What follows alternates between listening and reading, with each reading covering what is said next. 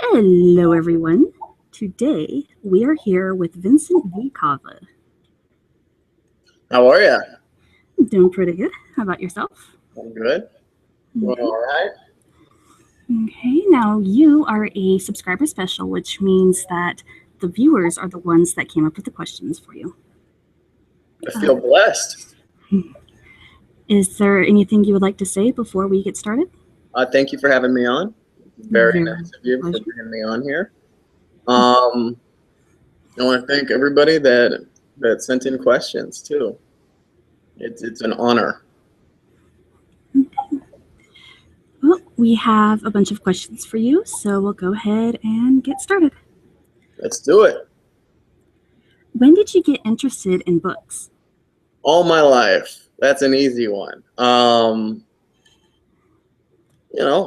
You start off with the Gold Spine books and you work your way up. I think when I was a little kid is when I was like a grade school or maybe second grade was when I first started reading Goosebumps by R.L. Stine. My mom's a big sci-fi fan, so she was always pushing like Ender's Game on me. God, there were fairy tales. I remember reading the Brothers Grimm fairy tales when I was a little kid. So I've always been into books. I've always been interested in books. And then I guess as I got older, I just kind of worked my way up. What authors did you read when you were young? Well, there you go. I kind of answered that in the last one. Do you have any other ones to mention? R.L. Stine, the Orson Scott Card. Of course, when you're a little kid, I used to read like every Dr. Seuss book. Oh God, there's so many great books. Scary Stories to Tell in the Dark. I mean, a lot of stuff. A lot of children's books. A lot of children's authors. When I was very little. What authors or books would you suggest for younger writers? What authors or books would I suggest for younger writers? Well, I would say you start off with the classics, the literary classics. It depends on what you mean by young, like how young. I'm guessing you're talking like high schoolers, and you might be reading Hemingway in high school. I remember reading Poe in high school. If you're really into horror, I always say, and you're really interested in horror, I always say start off with Stephen King, just because it's the most accessible. He's got a style that's very easy to get into. It's not complex. He's a very, of course, very talented, amazing writer. Asimov is a great writer. Great if you're into science fiction. I read a lot of Asimov when I was in high school. Fantastic. Also, like not really complex prose, very to the point. I mean, those are some suggestions I might throw out there for younger writers. And then from there, you can start to venture out and develop a voice of your own. How often do you write? Every day. All day, every day is all I do. It's my life. I'm a loser. So I sit in front of a laptop and I write, and then like I watch stupid YouTube videos, and I go to the gym, and I come home, and then I write some more, and then I fall asleep. And sometime in between those times, I find time to get something to eat. When did you first get interested in writing? When I was a teenager, although I wasn't really taking it seriously. I didn't really realize I ever had a knack for it. I don't know if I do. um, but probably when I was a teenager is when I first started like writing my first stories, and they were so bad. And I think when I got a little bit older, when I got into my early 20s, I let it slip away for a little bit, and then when I got back into my mid 20s, I started to really develop it, really sort of develop my skills, and now I'm sitting here. I'm 28, and I still feel like I got a ways to develop. But I guess I'm getting away from the original question: is when I first started writing. I guess you could say probably like my sophomore, junior year of high school, and it was like a secret thing that I would do. Why did you start writing? Because I can't draw. I'm just one of those people that needed an outlet for expression, and some people aren't like that. Some people can just they can just get up and be worker drones every day, and and never focus their frustrations or their they don't need to have like a passion. But for me, I needed that. I needed an outlet for some way to express myself. And so writing was that for me. It always was. How has writing changed you? I think it mellowed me out. I think it made me a lot more relaxed. Again, it's good to have sort of an outlet, a creative outlet, and now that it's something that I do every day, it's amazing. I love the fact that I can get paid for it. Oh my god, great! I guess that's a good segue into your next question, huh? Yep. How has writing changed your life? Gets me paid. It bought me this shirt and this beer, and it's no. In all honesty, though, it gives me a reason to get up. Like it gives me something to do, something to to focus on, which is I'm somebody who needed that. I love it. It's not a job. It's really not. It feels like a hobby. What are some of the best opportunities you have had based on your time as a writer? Well, my time writing professionally has been very short, so not a whole lot of opportunities. But I did get to work with 20th Century Fox for last December to help promote a film, which was cool. It's cool to get paid from Fox. Um, I did some. I've got some cool stuff that I'm working on now. I'm working on a comic book, and we hope to bring that to you soon. I'm thinking it's going to be finished early, but either late this year or early next year. We got big plans for this comic book, and maybe I'll tell you more about it after I drink a little bit more of this beer.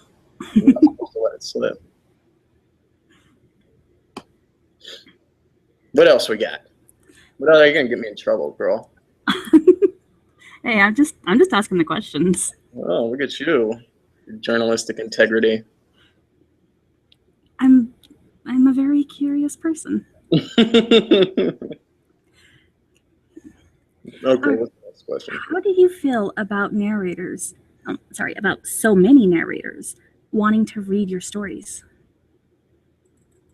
Are there a lot? That's awesome. Oh yeah, there's a lot. I love the fact that people want to read my work. It's an honor. It really is. It's like I never thought it would like even get to this point, and it's like already a dream to have my work shared in different languages and uh, translated. And I've watched videos of with my stories in Italian, and Croatian, Spanish. It's crazy, and it's awesome. The more the better, you know, and that's how I feel. I don't care. Just put my name in the. If you're reading my story, please just credit me, and you don't have to ask permission. It's an honor for me. I don't care if you've got 1 million subscribers or 10. Just, you know, it's an honor for me to. I listen to all the stories, by the way. I listen to every video, so you might not think I'm listening to your narration, but I am, because I'm really vain and I Google search myself all the time. In terms of advertising, how has having your work narrated by Mr. Creepypasta had an effect? It's had a big effect. Yeah, he's a great guy. He's easy to work with. He's got a big platform of his own, and it's been a lot of fun to work with him. He does a great job with the stories. I really love the work he's done with them. And it's an honor, it's always an honor to hear my story read by him. Simple as that. He's a great guy. But you already know that. Mm-hmm. What is the earliest story you remember writing? It's something about like aliens that look like ice cream when they come to Earth, and people want to eat them. I told you it was bad. Let's go to the next question. What story are you most proud of writing? Oh, wow. Like a lot. I'm proud of a lot of my work. Story of mine that I really like. I'll tell you a story of mine that I really like that a lot of people may not have heard but it was read on Spike's channel by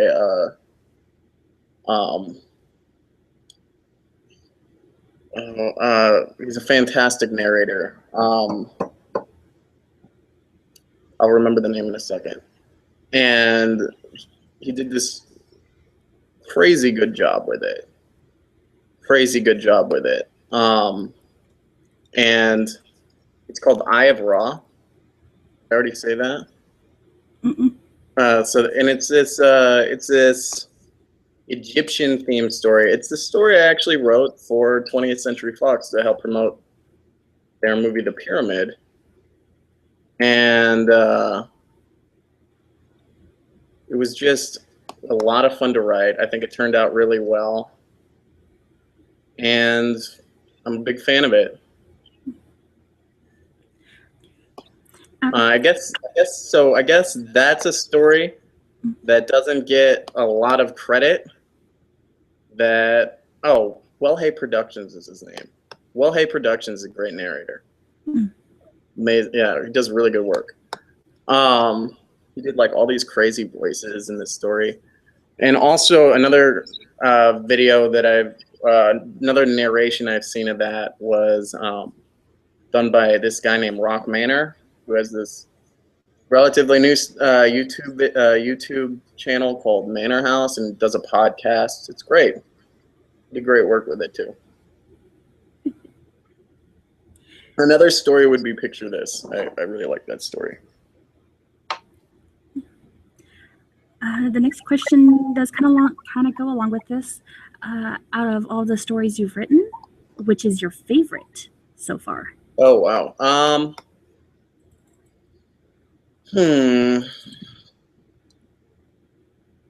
I'm so critical of my work. Hang on. Let me see here. I would say I like Picture This a lot. I think it's a good story. I think maybe Favor for a Favor, just because it's connected with so many people. It's connected, like, I can't believe it's got like over 300,000 views on YouTube and whatever. It's cool. And also Pastelman connected with a lot of people. So those are two different stories that work on opposite ends of the spectrum. You got one that's really sad and one that's really, it's supposed to be funny. I don't know if it is funny. And I guess I'm proud of both of those stories. I guess two of my earlier stories, well, earlier ones that people have seen. Where do you get your inspiration? Reading. That's not always the case, but when I feel like the wells run a little dry, I pick up a book. It's the best way to get inspired. Read great writers. And so, and that's one way to do it. Also, there's everyday life can inspire you. I was in my apartment. I was having like a bug issue, like an infestation of like brain weevils, and that helped inspire. Like a month later, I wrote Little Black Bugs.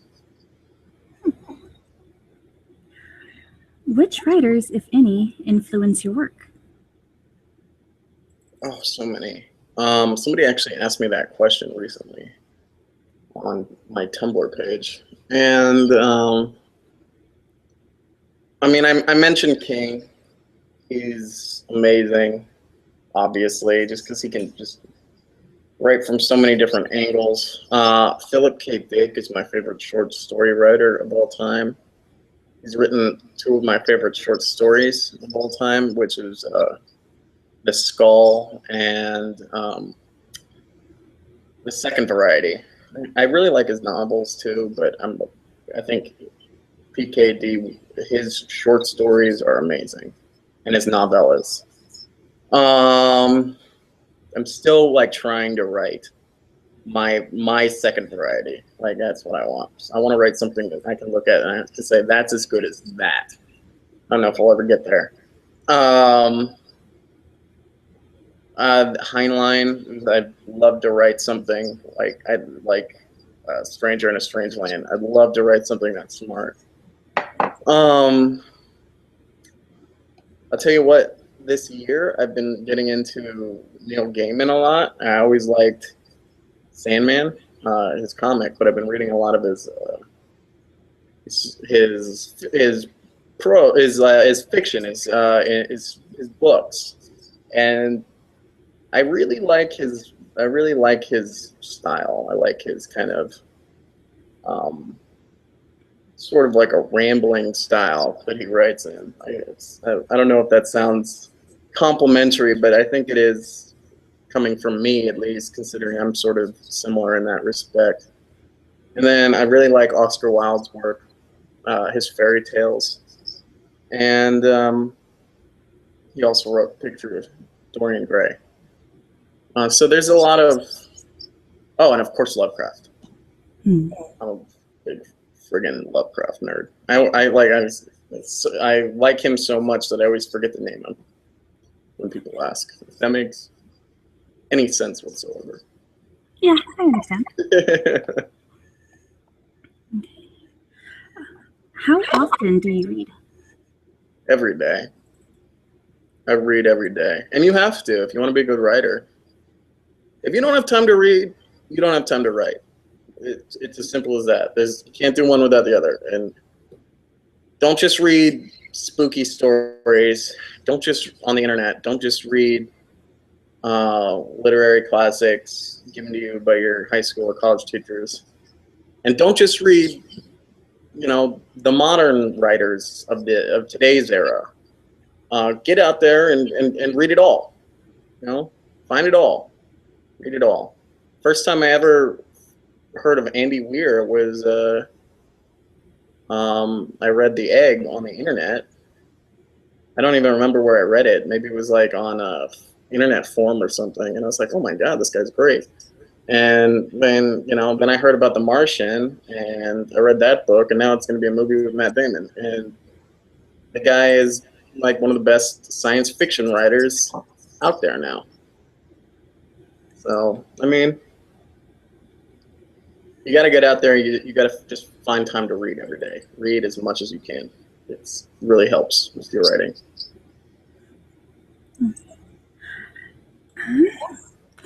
The next question is for you, which you've already answered a little bit, but if you want, you can go into it more. Which authors or books do you like to read? I'll tell you who I didn't mention was Chuck Palahniuk. I've been reading a lot of him too this year. I started binging on him earlier in the year, and I just kind of got back into him. I'm reading right now. I'm actually reading "Make Something Up: Stories You Can't Forget," and it's a book of short stories by him. He's the guy who wrote Fight Club. For people who don't know, and I love his style. I love it just kind of cuts. It just kind of bites you. I just think it's so cool. It's like gritty. It feels like it's gonna cut you when you're reading his work. And so I take a little bit of that.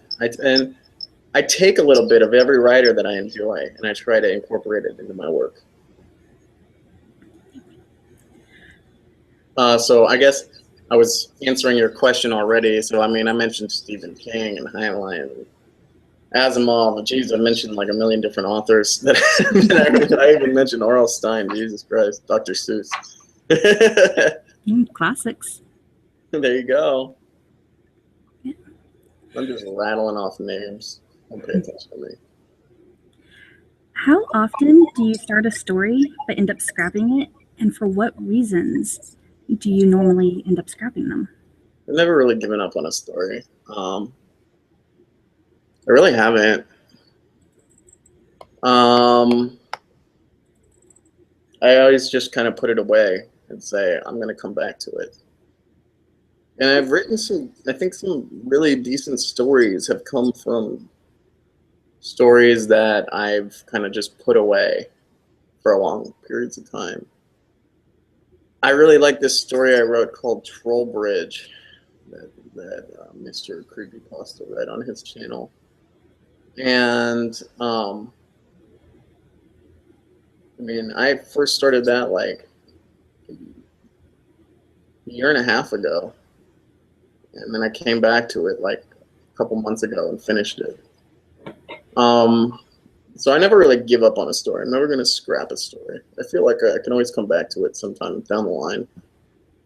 I would say it happens a lot. Lately, I've been getting better at it. It's just that I've got like this sort of creative ADD where I'll get an idea and I just want to jump on it before I finish the last one.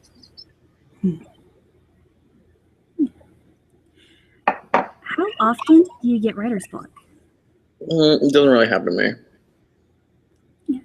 It's not like I don't like think. Usually, like I plot a whole story out in my head, like it's gonna happen like this, and this, and from beginning to end. Then I'll start writing it, and then I'll start going in different directions, obviously. And but I never like am worried about what's gonna happen next. So I'm not sure. I guess the part I struggle the most with is my prose. I just want it to sound good. I want it to read good. It's not writing isn't just about telling you a story, but it's also about how you tell a story. Okay? Oh my God, my neighbor is screaming in some kind of language that I can't understand. Sorry. I don't hear it being picked up by your mic, so maybe nobody else is. Okay, I'll just try to block her out. What do we got next? How do we handle writer's block? Well, I would say to people that really struggle with it is to pick up a book. And if the book you're reading isn't helping, pick up a different book. You know, a lot of times I'll read a story and I'll be reading a story and I'll be like, man, I really hope it doesn't go in this direction because I kind of want to write a story like this. You know, and if the story takes a turn from what I'm thinking, I'll be like, oh, okay, well, I'm gonna do this then. Really, what I'm saying isn't making a whole lot of sense now that I'm hearing it come out of my mouth. But I get a lot of inspiration from books that I read. Is what I will say, or even comic books. What is the longest it has ever taken you to complete a story? Well, I guess that Troll Bridge story, like a year and a half. Okay. So, I don't know. And there's some stories that have been on the back burner for longer. Who knows? I might finish those, and then they'll have the record. But I'm writing stuff in between. I never really just focus on one story. In your opinion, what is the hardest part of writing a story? I would say making it sound pretty. You know, it's not just about telling a story. It's about how you tell it. Don't be afraid to use your words. You know, don't be afraid to use metaphors and similes, but don't use too many. And use big words, but don't use too many. You know, like these are things that are going on in my head when I'm writing. And so that's where it's tricky. Like I know the story, I know what's going to happen, I know who the characters are, I know what the twist is, I know what's going on in my stories, but I don't know how I want to tell it. And I think that's the part that I struggle with the most. And I think it's probably the part that anybody would struggle with the most. Anybody that really pays a lot of attention and puts a lot of TLC, a lot of tender love and care into the craft, because it's an art form. It's an art form, just like any other art form. Do you have any advice for new writers? I'm gonna start sounding like a broken record here, but read, read, read, read. Don't read. Don't just read my schlock. Read. Read lots of stuff. You know. Read. Just discover new writers. I've discovered a lot of great indie authors through Amazon that I never would have discovered in libraries. So, you know, do what you got to do. Get out there and read as much as you can. Become a fan. Become a fan of somebody. That's what I do. I go out there and I try to become a fan of new writers. Do you have any tips for writers who are having trouble? Getting their work noticed? Yeah. Mm-hmm. Yeah, it would be to write more. Right. You always got to write. I mean, in in the past 2 years, I think I've had at least 50 stories thrown up on various YouTube channels, 50 different stories of mine. Um, there's a saying in writing, it's publish or perish. You know, if you're not publishing, you're not getting noticed. And so content is just as important as quality.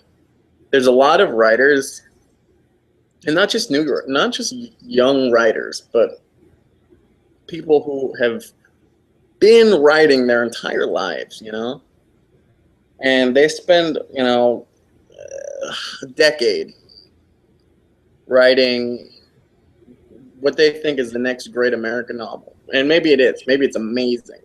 Maybe it's the greatest book that's ever been written.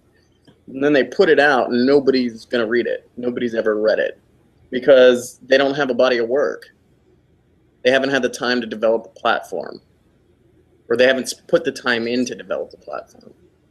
So because they weren't writing, because they weren't putting out stories, because they weren't giving people a reason to care about their work, nobody was gonna notice this fantastic piece that they worked so hard on. So, you know, you gotta write. You gotta write as much as you can, and not just like one story for years and years and years, or months and months and months, or week. Like, you can have your little baby piece that you're nourishing, you know, that you're handling very carefully, but put some other stuff out there too. It doesn't have to be great. You know, there's a lot of great writers that have a bunch of stuff out there that, you know, you might read it and you're like, well, you know, it's not their best work, but I enjoyed it. It was entertaining. Not every project has to hit it out of the park, and I think that's something that people they don't realize. They think like every story has got to be mind blowing. It's just got to be entertaining. It's got to be entertaining. I try my hardest on every story I write, but I also know that if I'm not writing stories and I'm not putting them out, then people won't care about it. The stuff that I do put out that I'm really careful with. Does that make any sense? Mm-hmm. God, I ramble. I think it's the beer. It's all good. Okay.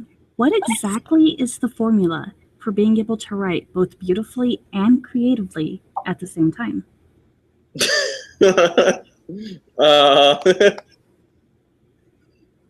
That's kind of a tricky question. The formula is finding somebody that likes your work, because not everybody thinks I write beautifully and creatively. Not everybody, there are people that don't like Hemingway, you know? And the guy's, you know, a legend. Everybody, you're always going to have your detractors. So, I mean, I guess the formula is just putting out work and putting care into it and caring about what you do. And when you do that, people will notice. There will be people that will notice, and they will think that it's beautiful and creative. And then there will be these people that go, you know, this guy, I don't really like his work that much. I mean, that's the thing about writing, is that you're never going to please everybody. You're never going to please everybody. So, there really isn't like a secret to it. if the person that asked me that question thinks I write beautifully and creatively, it's because I put a lot of effort into my work. But maybe the next person doesn't think that. Well, it's kind of a trick question. For you, what is the best medium for writing, such as pen and paper, computer, and so on? I have a laptop. Come on, people, it's the 21st century. No, it's funny though. I'll tell you what. I will go into that question. I have a laptop, right? And I do my writing through that. But I have experimented with pen and paper. And I'll tell you one thing that I do a lot of. I lay up in bed when I'm like trying to pass out. Or even when I just get an idea, it just comes to me. I bring up my little note thing, my little note app on my phone, and I'll show you it. And I have like all these different ideas on my little note app, and that's just all like a bunch of different stories or different ideas for stories, and I just write them down. And then I go back and I look at it. When I'm doing stuff like walking my dog or you know, just hanging out, watching TV or something, I'll bring up my little note app and I'll read through my notes and I'll say, oh, you know, I could probably incorporate that into a story.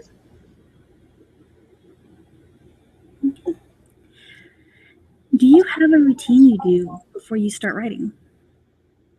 I usually drink a bunch of tequila, spin around 10 times, then I do a lap around my apartment building, and then I eat a whole pepperoni pizza to myself. And by then, I've passed out, and I wake up, and then I'll write. No, I don't have a routine. I wish. I wish I had something like magic trick, like I could summon Lucifer and he'd show up and help me write the spookiest story ever. I wish that worked. Believe me, I tried. Is there something you always have or do while writing, such as music, a certain beverage? No, I'll tell you what though. When I write in public, I feel like I get more work done, but I can't tune people out. So I listen to a lot of classical music. Sometimes I listen to video game music too. But I listen to a lot of Vivaldi, and I've recently been getting into a friend of mine's SoundCloud, and it's lxndr.rbs. That's his SoundCloud. I'll tweet it out. And he's got some great tunes on there too that I really like. But I need to listen. I can't listen to anything lyrics. I can't listen to anything like extremely complex. So nothing punchy, you know. I can't do like Beethoven, but I like Vivaldi when I'm writing. I've listened to Four Seasons like a billion times. What was the first book of yours that was published? Decomposing Head came out February 2014, I think. February or March. Were you nervous about publishing it? Yeah, I was nervous about reviews and how it was received, and I didn't know what to expect. I was like, I'd be happy if I sell like a dozen books. And then it started doing really well, and I was like, oh, maybe I can actually do this for a living. And next thing you know, here I am like a year and a half later trying to do this for a living. Which of your published books is your favorite so far? I would say probably Dark Anonymous Confessions. It's all me. Why not? I really like Decomposing Head. I like the stories in that. I think S.R. Toombs has some great stuff in that book. I'm a huge S.R. Toombs fan, and I know he's getting back into fiction. I'm really excited to see what he puts out. And also, if you guys like S.R. Toombs' stories in that book, I would definitely recommend you read his novel Clank.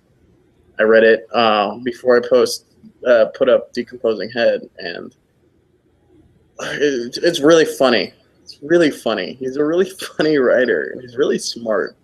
He's really intelligent. Give his stuff a chance. You might become a fan. If you're listening to me, I'm telling you right now, I'm a fan of his work. So give him a shot. Do you have any interesting stories involving the creation of any of your books?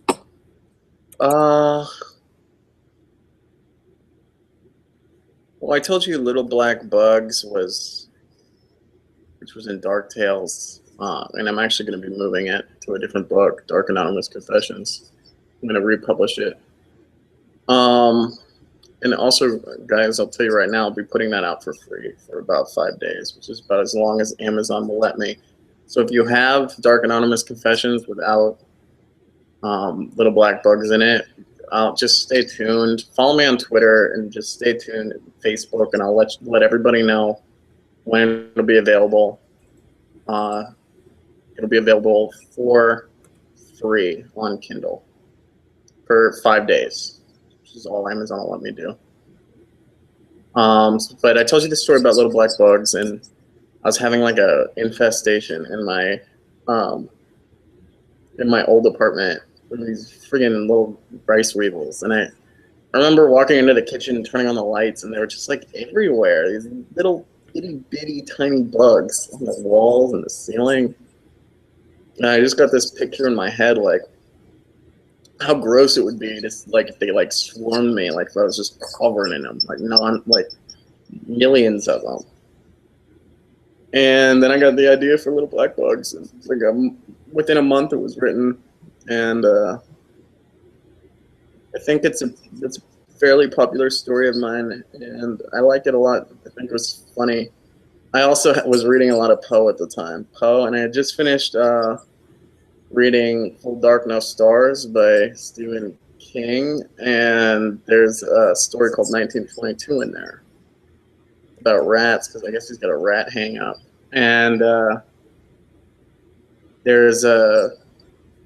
and you'll see similarities in Telltale Heart 1922 and Little Black Bugs, and that's what I'm talking about. Where does inspiration come from?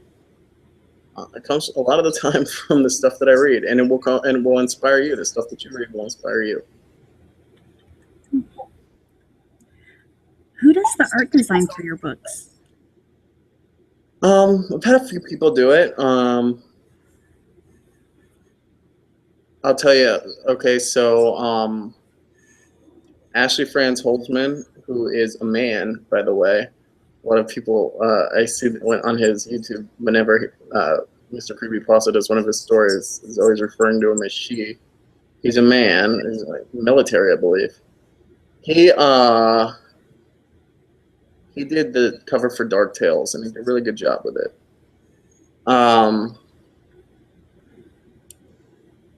A woman named Kirsten Milliron did Dark Anonymous Confessions, and I really like that it's gritty and it's got a good, cool look to it. And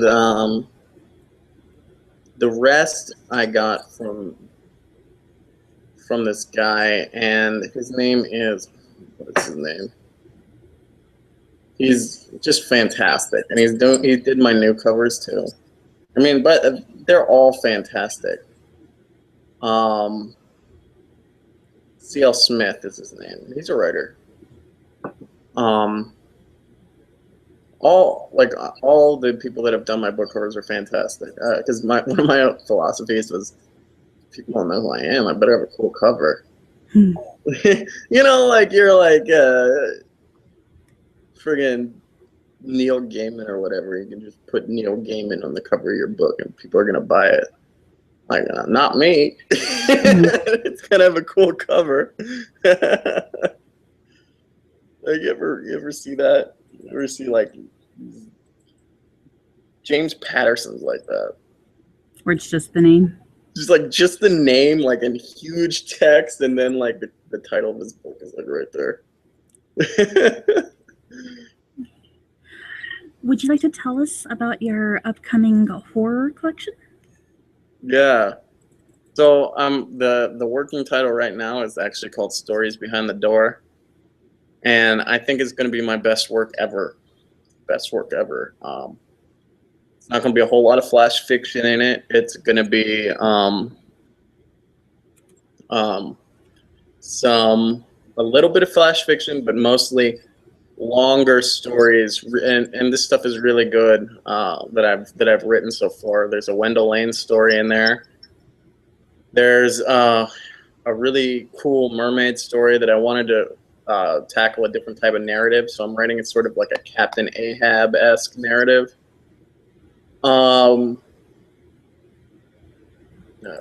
And it's called Neptune's Fancy, and that's actually coming out really soon on YouTube. You'll see it soon.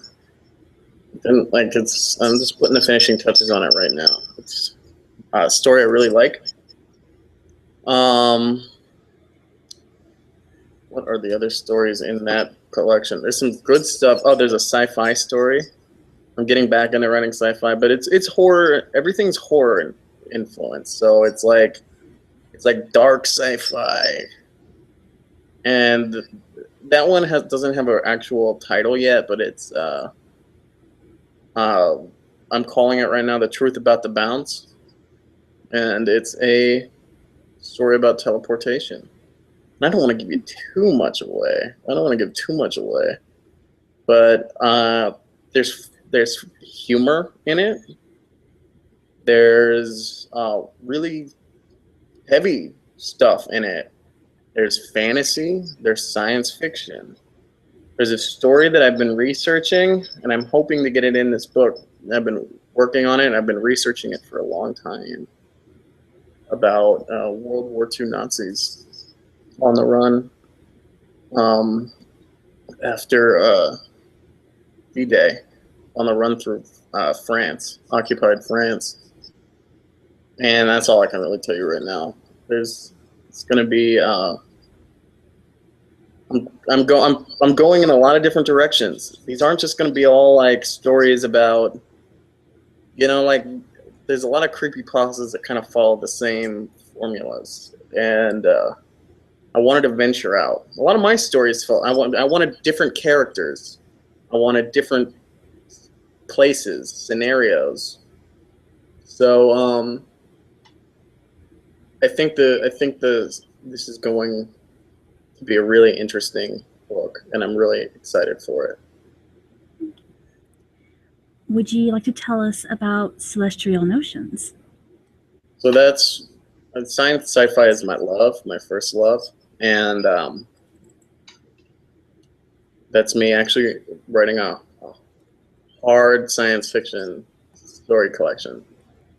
I'm kind of trying to wean myself off of short fiction. I'm always going to write short fiction, but I'm going to mostly start publishing longer fiction soon.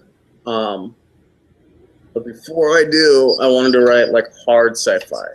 So there's going to be some dark horror inspired stuff, but there's also going to be some humorous sci-fi, and there's going to be some legit hard science fiction in this, like something you would read in like an analog magazine or an Asimov magazine, you know, like good old fashioned science fiction, which is it's going to be fun for me. I really wanted to sort of spread my wings, so that's why I wrote. That's why I started with Celestial Notions. Would you like to tell us about Terrible Little Bites? Yeah, I'm excited about that. Free book. In last February, I put out Just a Little Terrible for free. And so Terrible Little Bites will be the second free book of flash fiction. And it will be longer than Just a Little Terrible. And I hope people like it. It's gonna be a lot of fun. Anybody will be able to download it. They'll be able to download it off of Amazon. They'll be able to download it off of lots of different platforms. So, Nook. But if you've got a digital reader, you'll be able to get it for free. And I'll also sell paperback for collectors, for the 3 people that collect my books. Would you like to tell us about Very Scary Fairy Tales? Yeah, so that's a book that I've been wanting to write. I told you that Oscar Wilde was an influence of mine.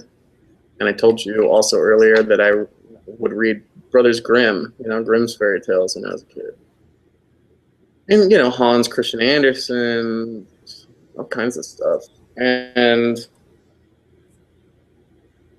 again, like I've got this need to sort of spread my wings and fly, right? I don't want to get pinned down into one genre, although I do love horror and I'll always write horror. In fact, I want to be known as a horror writer. But I do want to do other stuff. And so Very Scary Fairy Tales is me sort of kind of doing that, like these are going to be dark, more like Brothers Grimm's fairy tales inspired. I'm going to try to make them spooky. Our Troll Bridge is going to get in there, is going to be one of the stories in there. Check that out on YouTube if you haven't seen it yet. There's some other stuff. I think I've written a story called The Hunter and the Bear. It's been read by a few people. That'll be in there. There's going to be a lot of good stuff in there. But if you like fairy tales, and who doesn't, Mm-hmm. I'm talking to the girl that helps me with my publishing, and we're going to do a hardcover for that. I want a nice thick book. I mean, a nice hardcover collection. So. Would you like to tell us about the comic book you are currently working on? Oh, you got me.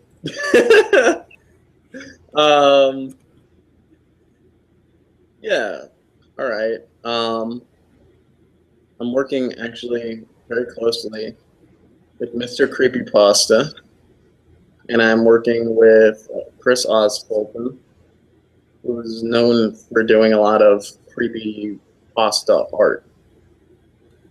And what we want to do, and the comic is actually written.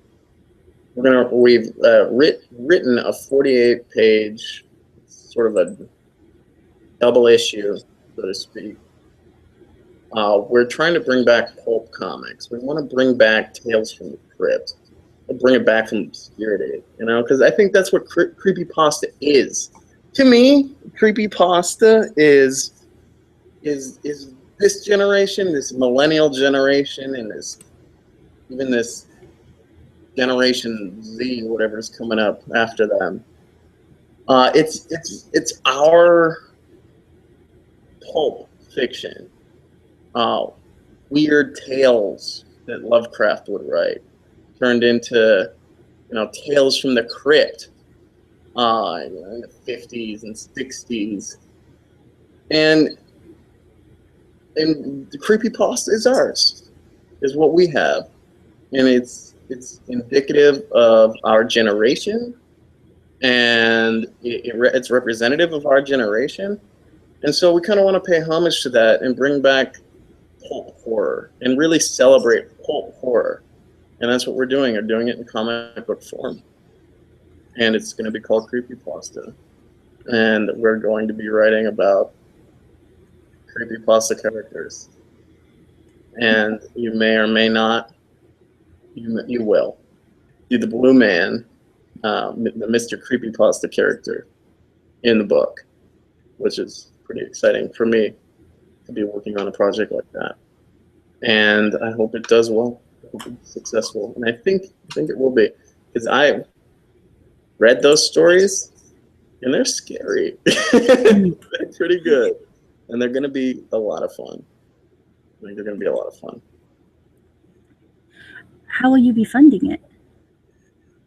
Oh, did you ask me that? Mm-hmm. That's your question. We're looking at crowdfunding to get it going. We'll talk more about that later. Right now, we're still working on the art and all that. But we're looking at crowdfunding to get the initial issue off the ground, and then you never know. But we're hoping to actually put out a monthly series. What story has made an impact on your life? I guess I would say Hitchhiker's Guide to the Galaxy. The book I read when I was pretty young. I guess that's an answer for your previous question. I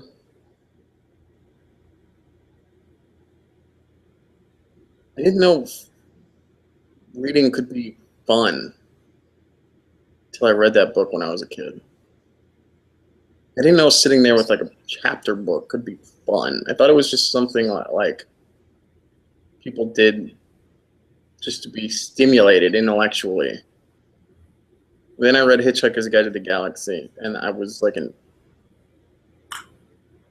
3rd grade or something like that. I was reading Goosebumps, yeah, but they're big text and you skim through it real quick. Hitchhikers is a nice thick book, and I read Douglas Adams' Hitchhikers, and I remember just rolling, like just laughing every night with it, and I think that's why people see humor in my work, is because I want to make people laugh, and I think I wouldn't want to make people laugh if I never came across that book. What is your favorite creepypasta? I mean, besides the ones that I wrote, right? Mm-hmm. That's a joke. There's some good ones. Candle Cove is pretty good. Russian Sleep Experiment is a lot of fun.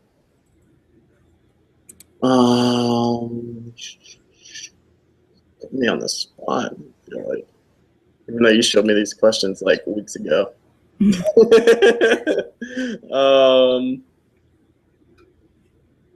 I'll tell you what, I like Whitehouse's work a lot. He wrote Bedtime. Oh, and Matt Domersky's stuff. Psychosis. And I'll tell you what, creepypasta, I feel like people don't give No Sleep enough credit. You always hear creepypasta, but I can always considered, if creepypasta to be internet horror, right? Yeah. So I feel like a lot of the great stories on No Sleep and even like 4chan, even I feel like those should count. So I mean, A lot of people do count them. The Reddits, why, the X file, X something. I don't remember the site, but I say a lot of people do consider them within the creepypasta group. yeah, but there are people that don't, and I don't get it. I never got that. People, like there's some people that just think, oh, it doesn't count unless it's on creepypasta or it's on like the Wikia or something like that. But you know, there's some great No Sleep stories. Autopilot is one of my favorites. It's not like paranormal or anything. It's just it's you know how I was saying Chuck Palahniuk's writing like cuts you. It's so sharp. Mm-hmm. It's like you feel like every word is just like stabbing you in the gut. That's how I felt when I read Autopilot. It was beautifully written. I don't know who the writer is. Unfortunately, I'm not sure. But he's very good, and I would like to read more of his work if I haven't already. That's the problem with online horror is like sometimes it just all sort of blends together. Then you find out who wrote that story, and you're like, oh, he wrote that. I like that story too. So who knows?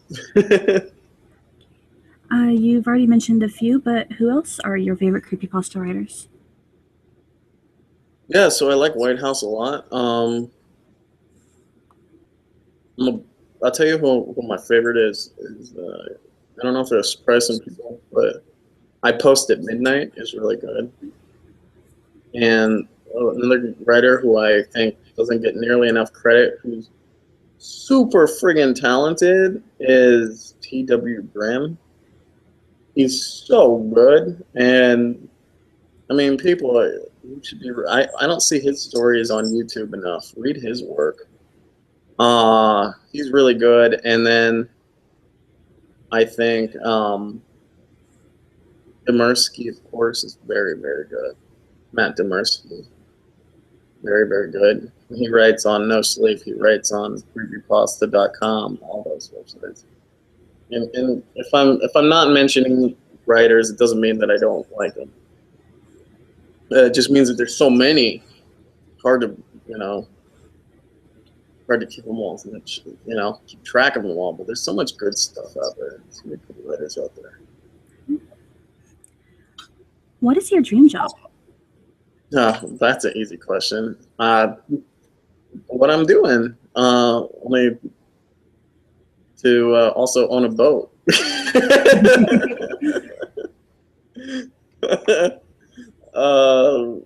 Yeah, I mean, surprise, surprise, I get to do it. I just want to live comfortably and be happy and write stories for the rest of my life. I want to be 75 years old putting out books. And people will be like, oh my God, the friggin' old fart Vincent Cava is going to have a novel coming out. I want to read it. But it doesn't matter because I'll be so well known. It's just going to sell 1 million copies anyways. I'll sit in my old folks' home in my wheelchair and sit down on my laptop, and I'll be writing my next novel. That's what I want to do for the rest of my life. I love this. I love this job. What is your favorite genre of music? That's a really tough question. It just depends on what I'm doing. I guess rock when I'm driving, rap when I'm working out, classical when I'm working. And I mean, that's really the only times I'm listening to music. What is your favorite movie? Oh, wow.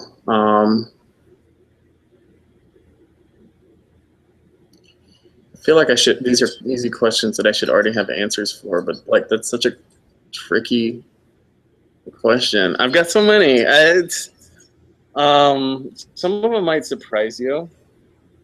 Like I really like Big Trouble in Little China because I grew up in the Bay Area. I like this Kevin Smith movie that a lot of people might know called Mallrats. those are these comedy movies that I like. And it's horror, you know, I like The Shining. I think that's amazing. Friday the 13th, really good. Trying to think of newer films. I'll tell you a movie that I saw recently that I really liked is Ex Machina. It's a sci-fi flick. I recommend it to anybody who hasn't seen it. Which creepypasta would you like to see turned into a full-length movie? Anything I've written. Next question. Okay. We are actually on the last question for you. Okay. What is a fun fact about yourself? I was gonna say that I'm super good looking, but everybody can see that. So I gotta think of a better fact. A fun fact about myself, I guess it would be that I'm a big sports fan. I don't know if people expect that of me, but I am totally into like fantasy football and fantasy basketball and stuff like that. I'm super big sports nerd, which is something you might not expect from a person who reads a lot of books. We exist. And that is that. Well, is there anything you would like to say before we wrap this up? Yeah, just thank you again so much for bringing me on. And I want to thank anybody and everybody that listened, that, you know, bought my books, that pressed like on a YouTube video where my story was read, that pressed like on a Reddit page where my story was displayed, upvote button. Anybody that's ever posted a complimentary comment, you guys have no idea how much the support means. And it's really, really terrifying to put your work out there for mass public to consume.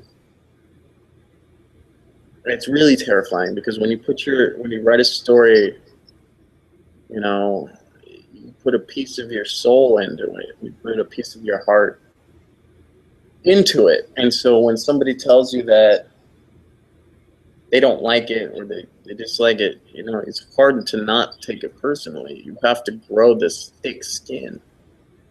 But which is something that you do. You just have to learn how to do. But when somebody tells you that they liked it, or, you know, that they thought it was amazing or something, like, right, like it blows my mind when I hear stuff like that. You guys might think that I'm just like, you know, oh yeah, whatever. I'm so passionate about what I do that hearing these things from you guys is like, it's the greatest feeling in the world for me. So thank you for supporting me. And I really hope to bring you more work very, very soon. I hope you guys continue to support my work. And I hope that I can continue to entertain you, because it means so very much to me. Thank you. To anyone who hasn't already, make sure to check the description down below for Vincent's social media and a link to his books. And buy my books, yeah. I am. I'm all out of beer. That sucks. I know, you gotta go to the store. Come on, people. Thank you so much for joining me today. It has been an honor and a privilege. And I guess that is it for now. So, bye, everybody. Bye.